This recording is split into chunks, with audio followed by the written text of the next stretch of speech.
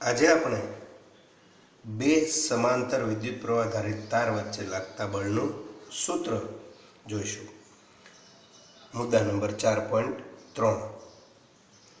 તો આકૃતિમાં દર્શાવ્યા મુજબ IA અને IB વિદ્યુત પ્રવાહ ધારિત બે સમાંતર તાર A અને B એકબીજાથી D અંતરે છે. તાર A ને લીધે તાર B ના દરેક બિંદુ પાસે ઉદ્ભવતું ચુંબકીય ક્ષેત્ર BA = μ0 IA/2πd થશે. આ ચુંબકીય ક્ષેત્રને લીધે તાર B ના L વિભાગ પર લાગતું ચુંબકીય બળ FBA બરાબર IBL × BA બરાબર μ0 IA/IBL/2πd થશે. આ જ રીતે તાર B ને લીધે તાર A પર લાગતું બળ FAB બરાબર μ0 IA/IBL/2πd થશે.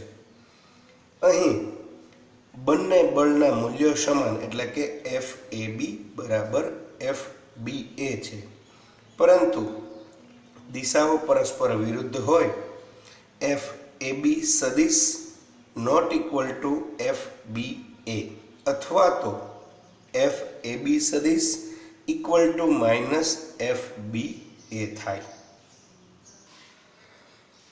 આમ તમે જોશો કે આ ન્યૂટનના ત્રીજા નિયમ સાથે સુસંગત છે.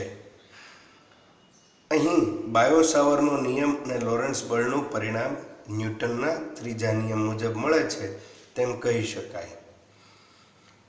જો એક જ દિશામાં વહેતા વિદ્યુત પ્રવાહો હોય તો તેઓ એકબીજાને આકર્ષે છે, અને વિરુદ્ધ દિશામાં બંને તારમાંથી વિદ્યુત પ્રવાહો વહેતા હોય તો તે અપાકર્ષે છે.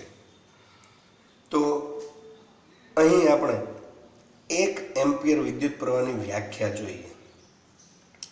જે બે ખૂબ લાંબા, સીધા અને નહિવત આડછેદ ધરાવતા તથા શૂન્યાવકાશમાં એકબીજાથી 1 મીટર અંતરે રહેલ વાહકોમાંથી સ્થિર વિદ્યુત પ્રવાહ પસાર થતો હોય. સ્થિર વિદ્યુત પ્રવાહ એટલે જેનું મૂલ્ય બદલાતું નથી. ત્યારે બંને વાહકો પર 1 મીટર લંબાઈ દીઠ ઉદ્ભવતું બળ, જે આકર્ષી કે અપાકર્ષી પ્રકારનું હોઈ શકે છે, તેનું મૂલ્ય 2 × 10⁻⁷ ન્યૂટન હોય તો પ્રવાહ 1 એમ્પિયર છે તેમ કહેવાય. તો આ 1 એમ્પિયર વિદ્યુત પ્રવાહની વ્યાખ્યા થઈ. હવે જોઈએ 4.10 વિદ્યુત પ્રવાહ ધારિત ગૂંચળા પર લાગતું ટોર્ક. તો સૌ પ્રથમ બે કિસ્સા અહીં જોવાના છે. એમાં પહેલો કિસ્સો જોઈએ છીએ. ક્ષેત્રના સમતલમાં રાખેલ ગૂંચળા પર લાગતું ટોર્ક એટલે કે ચુંબકીય ક્ષેત્રને સમાંતર રહેલું હોય તેવું ગૂંચળું. આકૃતિમાં વિદ્યુત પ્રવાહ ધારિત લંબચોરસ ગૂંચળા ABCD ને નિયમિત ચુંબકીય ક્ષેત્રના સમતલમાં રાખેલ છે. આ ગૂંચળામાંથી પ્રવાહ I વહે ત્યારે તેની AD અને BC બાજુઓ માટે IA સમાંતર B હોવાથી કોઈ બળ લાગશે નહીં. બાજુ AB પર લાગતું બળ F1 બરાબર IBB sin π/2. sin π/2 ની કિંમત 1 હોવાથી F1 ની કિંમત થશે IBB. આ જ રીતે CD બાજુ પર લાગતું બળ પણ F2 બરાબર IBB થાય. અહીં F1 બરાબર -F2 હોવાથી બળ યુગ્મ રચાશે અને તેથી ટોર્ક ઉત્પન્ન થાય છે. આ ગૂંચળા પર લાગતું ટોર્ક ટો બરાબર F1 × a/2 plus F2 into a/2. F1 અને F2ની કિંમત મૂકતા તે બંનેની કિંમત એક સમાન હોય. બંને પદનો સરવાળો લેતા IAB બરાબર IAB થશે, જ્યાં કેપિટલ A એટલે ગૂંચળાના સમતલનું ક્ષેત્રફળ. ક્ષેત્રફળનું સૂત્ર થાય લંબાઈ ગુણ્યા પહોળાઈ. એ મુજબ સ્મોલ a ગુણ્યા સ્મોલ b બરાબર કેપિટલ A થશે. આકૃતિ બીમાં આપણે F1 અને F2 બળ બંનેની દિશા દર્શાવી છે. આમ બળયુગ્મ રચાતા ટોર્ક ઉત્પન્ન થાય છે, જે તમે સ્પષ્ટ આકૃતિ જોઈ શકશો.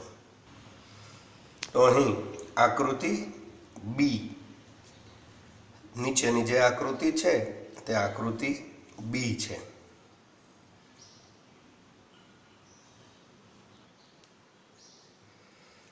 હવે ક્ષેત્રના સમતલ સાથે કોઈ પણ ખૂણો બનાવતા ગૂંચળા પર લાગતા ટોર્કનું સૂત્ર જોઈએ. તો ધારો કે ગૂંચળું ABCD નિયમિત ચુંબકીય ક્ષેત્રમાં ક્ષેત્રના સમતલ સાથે થીટા જેટલો કોણ બનાવે છે.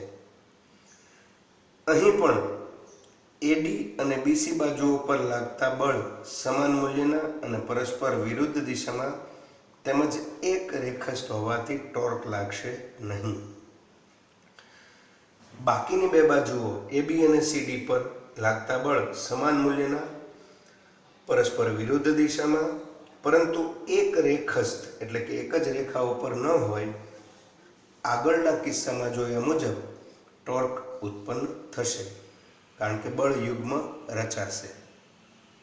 તો અહીં જે આકૃતિ આપી છે તે આકૃતિની અંદર F1 અને F2 બળ અને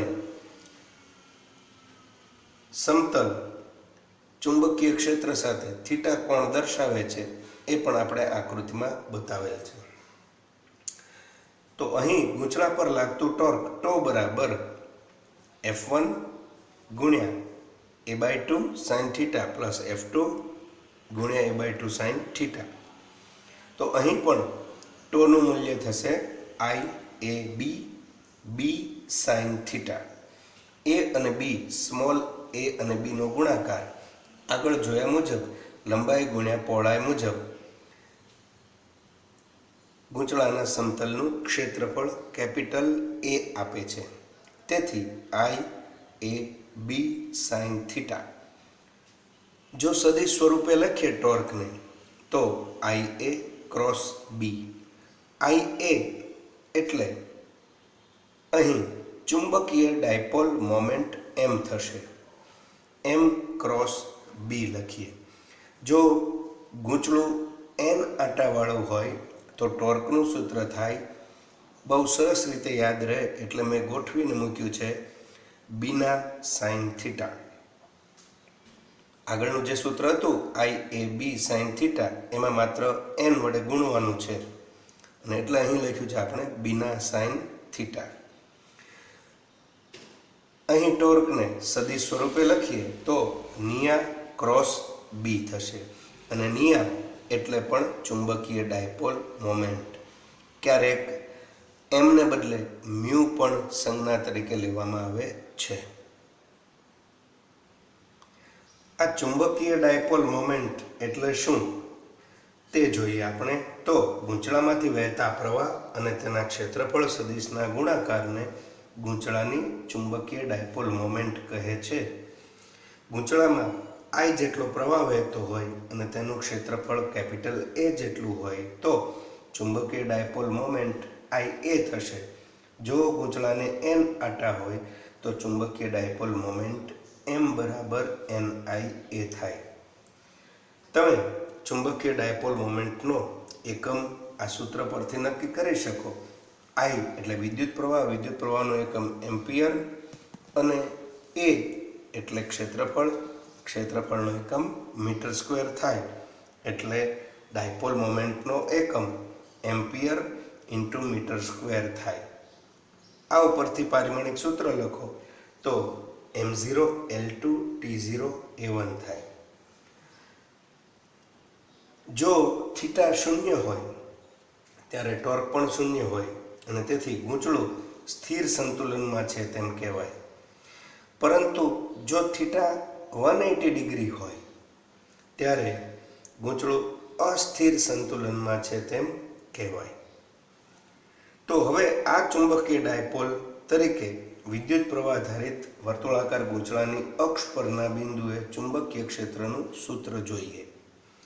તો I વિદ્યુત પ્રવાહ આધારિત r ત્રિજ્યાના ગૂંચળાની અક્ષ પરના કેન્દ્રથી x અંતરે આવેલ બિંદુએ ચુંબકીય ક્ષેત્ર B = μ0 I r² છેદમાં 2 ગુણ્યા x² + r² ની 3/2 જો x > r હોય તો છેદમાં r² ને અવગણતા x² ની 3/2 થશે, જે 2 ઘાત અંશ છેદમાં ઉડી જતા x³ વધે।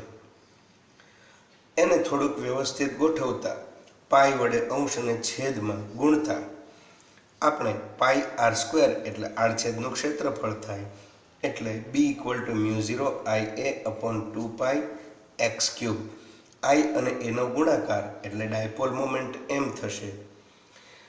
એને જો સદિશ સ્વરૂપે લખીએ તો સદિશ B બરાબર μ0 / 2π હતું, એને બદલે જો 4π કરીએ તો અંશમાં પણ 2 વડે ગુણવું પડે એટલે 2m/x³ થશે।